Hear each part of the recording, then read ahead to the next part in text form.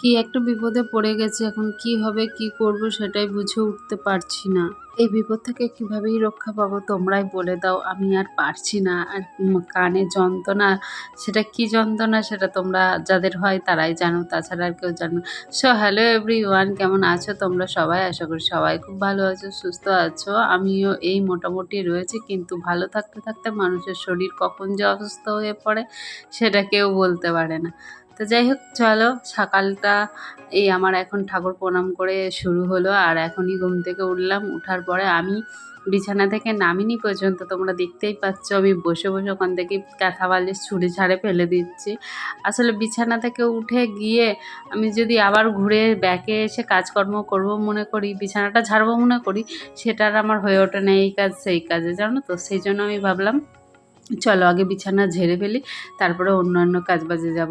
তো বিছানা ঝেড়ে সোজা বাথরুম চলে গেছিলাম, গিয়ে ওখানে ব্রাশটা করে আসলাম। আসার পরে এখানে জামা কাপড়গুলো কিছুটা জমে আছে, কালকের আর কি জামা কাপড় বিকালে যেগুলো তুলে রেখেছিলাম, কালকে আর গোছানো হয়নি। তো ওই দু একদিন পর না আমার এরকম মানে আলসেমি আছে যে এক গাদা জামা কাপড় জমে যায় দু একদিনে, সেগুলো আবার পরের দিন গোছাতে হয়। দুদিনের জামা কাপড় বুঝতেই পারছো কতটা হয়ে যায় বলো তো। তো সেইগুলো গোছাতে গোছাতে অনেকটাই সময় যায়। তারপরে জামা কাপড়গুলো গুছিয়ে নিয়ে এই যে ভাতের হাঁড়ি আর চায়ের বাসন একবারে নিয়ে যাচ্ছি, মেজে ধুয়ে নিয়ে চলে আসবো। আসলে ভাত কয়টা বেঁচে গেছে জানো তো, আর ভাতগুলো নষ্টও হয়ে গেছে। কালকে অনেকটা সকালে রান্না বসিয়েছিলাম, সেই জন্য ভাতগুলো খাওয়ার মতো নেই, তার জন্য এখন আমাকে ফেলে দিতে হচ্ছে। আর ভাত নষ্ট করতে আমি চাই না, খুবই গায়ে লাগে, কিন্তু কিছু করারও নেই, ওই ভাতগুলো খাওয়ার মতো অবস্থায় নেই গো। আর ভাত খাবো কি, একই যদি এই ভাতগুলো আবার খাই না, শরীরটা আরও বেশি খারাপ হয়ে যাবে। ওই জন্য দরকার নেই বাবা, সুস্থ থাকা ভালো, সুস্থ শরীর ব্যস্ত করে লাভ নাই। তো ওই জন্য ফেলে দিলাম। তো যাই হোক, বাসনগুলো এখন মেজে ধুয়ে নিয়ে গিয়ে রাখি, পরে তো ভাত বসাতে হবে। আর এদিকে কিছুটা জামা কাপড় যেগুলো পরেছিলাম আমি কালকে, সেটাই এখন ধুয়ে দিচ্ছি। আর অল্প অল্প করে জামা কাপড় আমি কেচে নেওয়ার চেষ্টা করি। আমি আগে একটা কথাই ভাবি জানো তো, মানুষের না কোনো কিছুতেই পোষায় না, ওই জন্য মানুষকে যে যত দেয় ততই চায়। কথাটা খারাপ না কিন্তু, জানো তো। আগে আমার জলের এত কষ্ট ছিল, হ্যাঁ, তখন আমি জামা কাপড় কাচার জন্য আমি ভাবতাম একটু আমার জল হলেই হবে, আর আর কিছু চাই না। এখন দেখো আমার জলের অভাব নাই, কিন্তু আমার শরীরের কন্ডিশন এত খারাপ যে ওখানে আমি যে বসে যে মানে কাপড় জামাগুলো থোপা হয় সেটা করার মতো আমার অবস্থা নেই এখন, জানো তো। এতটা পরিমাণে মানে শরীরের অবস্থা খারাপ, কি আর বলবো বল তো। সোশ্যাল মিডিয়ায় সব কিছু খুলে তো আর বলা যায় না। তো যাই হোক, চলো জামা কাপড়গুলো কেচে ধুয়ে মেলে দিলাম, এসে ভাতটা বসিয়ে দিলাম। চালটাও নিয়ে যাই, চাল নিয়ে গিয়ে আর কি ধুয়ে একবারে তুলে দেবো। কারণ চাল আমি যখনই দেখেছি কী বলো তো, যে ভাত শুধু বসিয়ে দিই মানে জল গরম করতে দিই, তখনই দেখি কি তাড়াতাড়ি জলটা গরম হয়ে জল ডাকতে শুরু করে দেয়। আর এই ভাতের জল ডাকা মানে একদমই আমি পছন্দ করি না। আসলে আমাকে আমার মা বলেছিল যে এই ভাতের জল ডাকা একদম ভালো নয়। তার জন্য আমি কখনোই চাই না যে ভাতের জল ডাকুক। ওই জন্য আমি আগে আগে চাল তুলে দিই। আর আমাকে বেশিরভাগই দেখবে যে আমি চাল নিয়ে ভাতের হাঁড়ি নিয়ে একবারে ধুয়ে ভাত বসাই, এরকম অভ্যাসটাই বেশি আছে আমার। তবে সময় তো সব সময় এক যায় না, পরিস্থিতি এক থাকে না, তার জন্য কখনো কখনো এভাবেও আর কি চাল তুলে দেওয়া হয়। সেই জন্য আর কি টাইম মেনটেন করতে হয় যখন, তখন এরকম ব্যাপার হয়ে যায়। তো যাই হোক, ভাতে চাল তুলে দিলাম, কাজ একটা সারা হলো। ভাত বসে গেল মানে তুমি বুঝতেই পারছো তোমার একটা বড় কাজ একটা উদ্ধার হয়েছে। যাই হোক, ভাতটা হতে থাকুক। ভাত হতে হতে আমি এদিকে সিঁড়িটা কাল ঝড় বৃষ্টি হয়েছে আর ধুলোয় ভর্তি হয়ে গেছে, তো সে কারণে সিঁড়িটা আগে নিলাম ঝাঁটিয়ে। নাহলে অনেক সময় সিঁড়িটা আর ঝাঁট দেবো করে আর দেওয়া হয় না।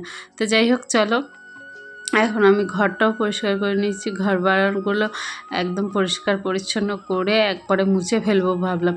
কারণ কি বলো তো, এই যে ঘর যখন আমি ঝাঁট দিয়ে রাখি না, ভাববো এবার মুছে ফেলবো এবার মুছে ফেলবো, কিন্তু তখন আর মোছা হয় না। আর এই দেখো আমি কানের যন্ত্রণায় ছটফট করছি, কারণ হঠাৎ করেই কানের মধ্যে কি ঢুকে গেল আমি বুঝতে পারলাম না, পিঁপড়ে না অন্য কিছু খড়খড় খড়খড় করে উঠলো, আর কানটা কি ব্যথা করছে। আমি ঘর ঝাড় দিতে দিতেই ছুটে সেখানে বসে আগে দেখছিলাম তো কিছুই তো বেরোয় না।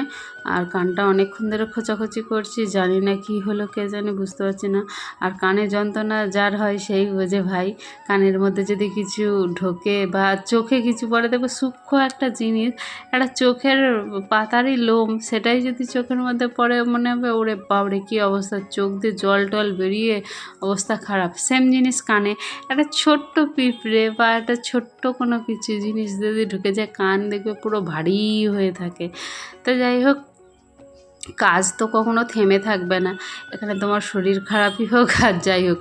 আমার শরীর তো আজকে 6 মাস ধরে খারাপ, তাও আমি কখনো বসেও নেই আর কখনো কোনো কিছু রেস্ট নেওয়ারও প্রয়োজন মনে করি না। তো যাই হোক, একার সংসার হলে এরকমই অবস্থা হবে।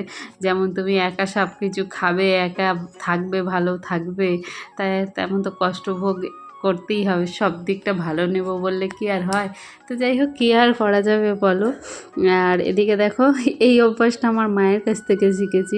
মানে রান্না করতে বসে আমার মাকে আগে আমি দেখতাম ছোটোবেলায়, যে আমার মা যখন রান্না করতো, রান্না করার জিনিসপত্র রান্না করতে করতেই মোছামুছি করতে শুরু করতো। তো এই অভ্যাসটা দেখি আমার অটোমেটিক নিজে থেকে হয়ে গেছে। ওই জন্যই বলে, মানে মেয়েরা সবসময় দেখবো মায়ের মতো হওয়ারই চেষ্টা করে। তো যাই হোক, আমিও আমার মায়ের এই অভ্যাসটাকে আর কি দেখে আর কি আমি নিজেরও অভ্যাস বানিয়ে নিয়েছি।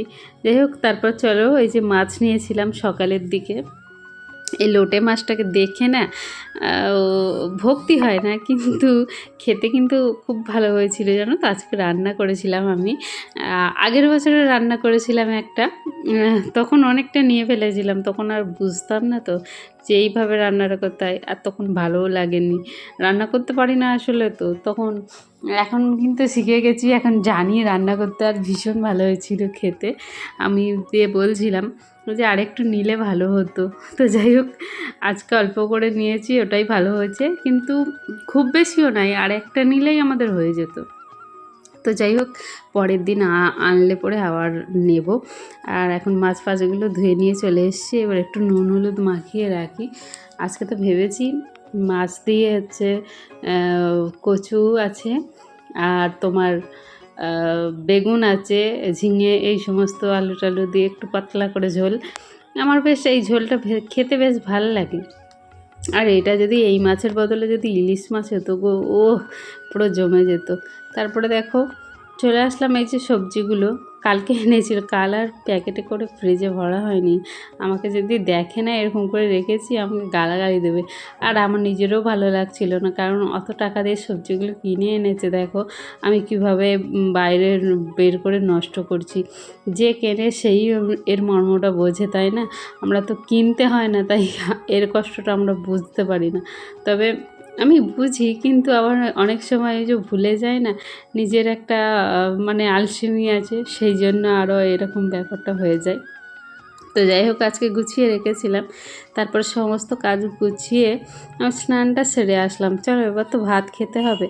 আর একটা কথা আমাকে জানিয়ে তো তোমরা, এই দুপুরবেলায় যদি কেউ তোমার সাথে ভাত চায়, তোমরা কি করো? আমার না খুব খারাপ লাগে এই জিনিসগুলো। দুপুরবেলা খাবার টাইমে এসে খাবার চাইলে, মানে কি বলো তো, না যদি দিতে পারি আমার খুবই খারাপ লাগে, আর দিতে পারলে তো খুবই ভালো লাগে। নিজের মনে একটা আলাদাই শান্তি মানে ফিল হয়। আর আমি কখনো ফেরাই না, তবে কি বলবো তোমাদেরকে, যে হচ্ছে গিয়ে দুটো খাবার কিন্তু আমার কাছ দিয়ে নিচ্ছে, কিন্তু খাবারটা কিন্তু ভগবানই লিখে রেখেছে আমার বাড়িতে, তার জন্য। আর আমিও দেখো, আমি জানিও না, আর আমি 1 পিস মাছ এমনি বেশি রান্না করেছিলাম, সেটাই আমি মনে মনে ভাবছিলাম যে এই 1 পিস মাছটা মনে হয় ওনার জন্যই আমি রান্না করেছিলাম, নাহলে আমি গোনাগুনতি 4 পিস মাছই রান্না করি। তো যাই হোক, ওই জন্য বলছি ভগবান